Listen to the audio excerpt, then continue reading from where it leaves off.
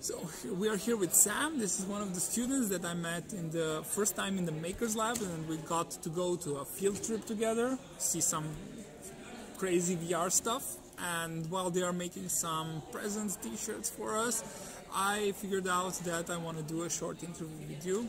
She's actually spending her lunchtime period with us, so she's skipping lunch to do this, guys. So can you tell us a little bit about yourself first, your background, what are you doing here in Hudson, what year are you on? Yeah, for sure. So I'm 17, I'm a senior here at Hudson. I've lived in Hudson my entire life, K through 12, and it's been an experience. Yeah. I do makerspace, I play cello, I like to read. I'm interested in becoming a mechanical engineer in college, and it's college app season, so working on that, so it's a lot of fun. Yeah, so 17, doing cello, doing makerspace. What is the your favorite thing that you make in makerspace? You have a lot of stuff there. Yeah, well, my friend and I do the farmer's market. We get a booth at the farmer's market every Saturday. It's over now, but one of my favorite things to make for that are these Ohio magnets. So we have this cedar, and we make the design and cut it out on the laser cutter. And they look really, really professional because the laser is just amazing. It's probably my favorite machine there, just because of the amazing products it gives. And yeah, we just glue magnets on the back of them, sell them for like $2 or $3, and they're pretty popular. So do you make money out of it? Yes. So you actually you're using, as I understand, makerspace, that you actually buy your own stuff and then you produce and then you are taught how to sell it and earn some money. Yes. Wow, that's a real company, Yeah. It's a little bit of everything. Yeah, great. Tell us about your experience in education. So how does it start? What are the quirky parts? What are the good parts? How do you see American education? All right, so elementary school, as far as I'm concerned, is a little bit of a waste of time. But I mean, you're going to have that anywhere. You learn the same things over and over again, and then you get to middle school and you still don't get to choose your classes. But then once you get to high school, you do actually get to choose what classes you can take, so you can take things that you're interested in. Obviously there's still guidelines and requirements you have to meet in order to graduate, but high school is a lot better, I find, because you can also take courses that match your difficulty level. So if you want to be challenged, you can be challenged, whereas in middle school, frankly, it's a little bit boring, and it's marketed towards the lowest common denominator. So in my experience, it was just a little bit of a waste of time. So the elementary school and middle school are obligatory, so you have to do it. Yes. Yeah, that's why you have the common denominator thing. But in high school, it's a little bit above ground. A lot more freedom. Yeah. So how does Hudson prepare you for college? I mean, being an engineer is a big thing. Right. And it's great to see a girl going into engineering. We don't have that a lot. But how well do you feel that you are prepared after Hudson? Right. So I've gone to Hudson my entire life, so I don't have a lot of experience outside of Hudson. But Hudson prides itself in being one of the top high schools in the state. So people I've talked to that go to college generally say that the first semester even in some cases, the first year is really easy. Because especially with all the AP courses we have that prepare you for college, we even have the opportunity to take courses at a college campus.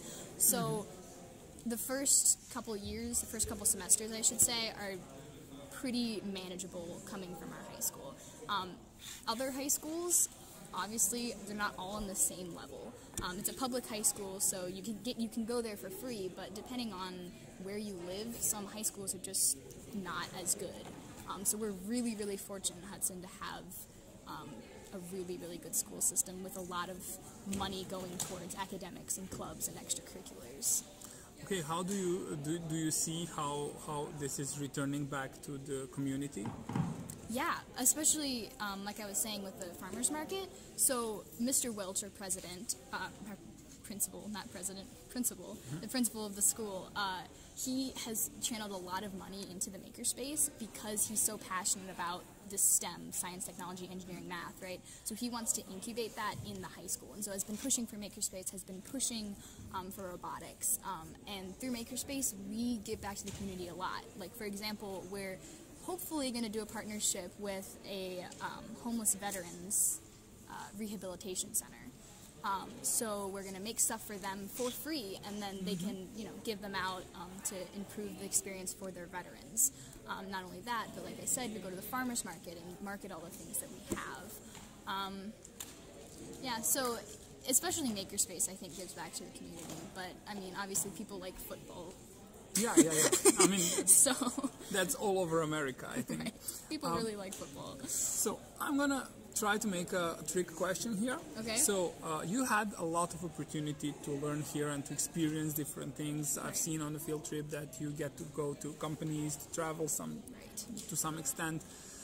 What would be like the 3 key things that you've learned here at Hudson that you don't feel you would have learned somewhere else or on your own?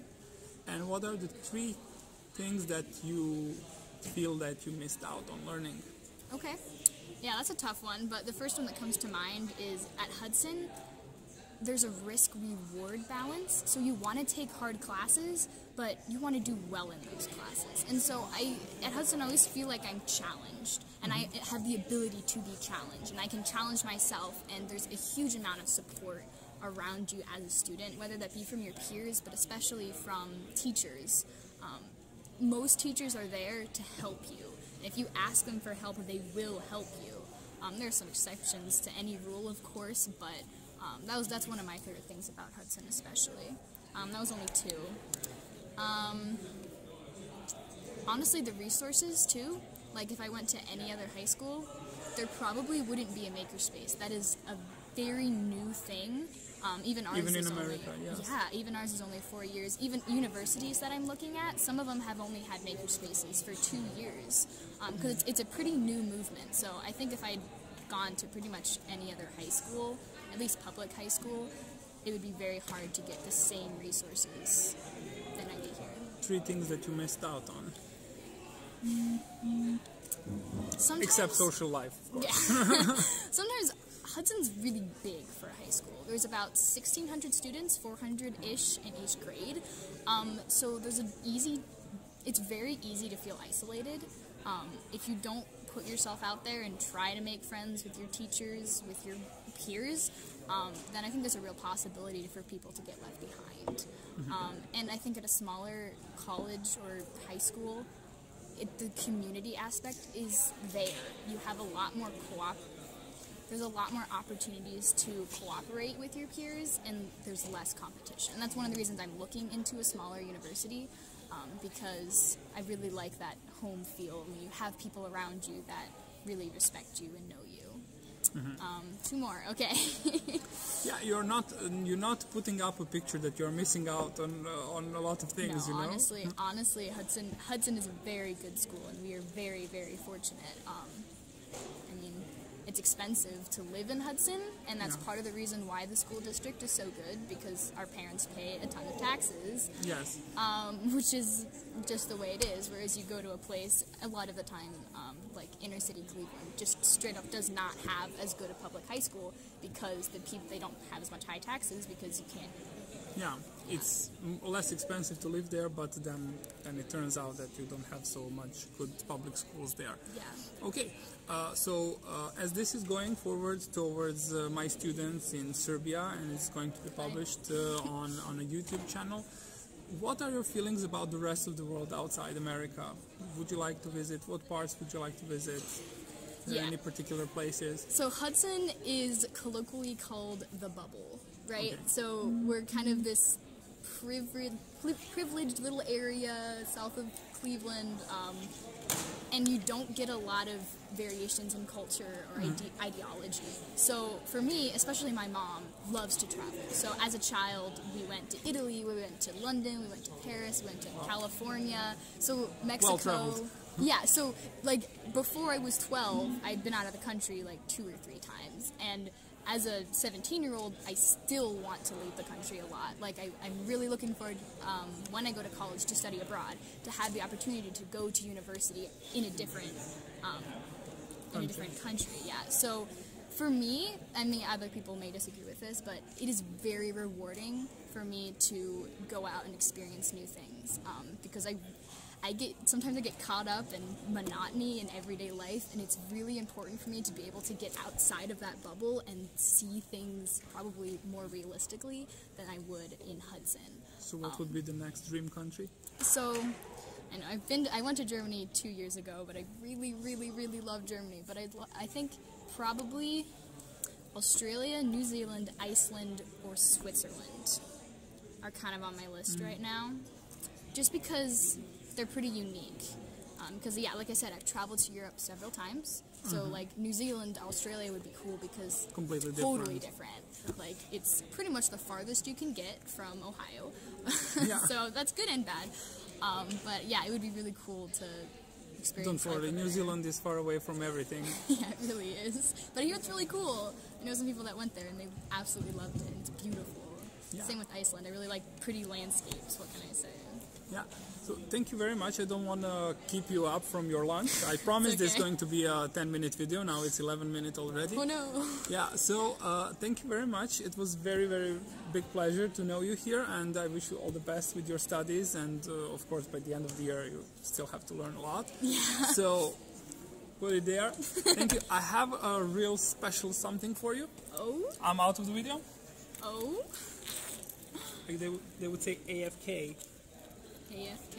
Oh, wait, yeah. Haha. I like that. Okay, so there are 3 things that I'm giving you. Oh, that's so nice One, of you. you are getting to unwrap. The other one, I'll do I'm it doing on camera. for you.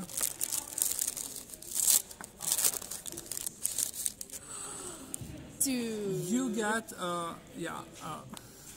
he was Serbian actually. Did you know that? I didn't know that. Yeah, he was actually Serbian. Really? Who went, like myself, came here because of, land of the opportunity. You know? Right. But that's idea of what a Serbian people can do when they meet up with people from America. I So love that. That's so cool. Also, because you are a traveler, you get this nice flag, Serbia. Yes, I'm gonna put it on my desk. And if at some point you wanna visit the best city in the Serbian area and our country, there is a map of Niš, and you can find us there. Okay. That's where you live.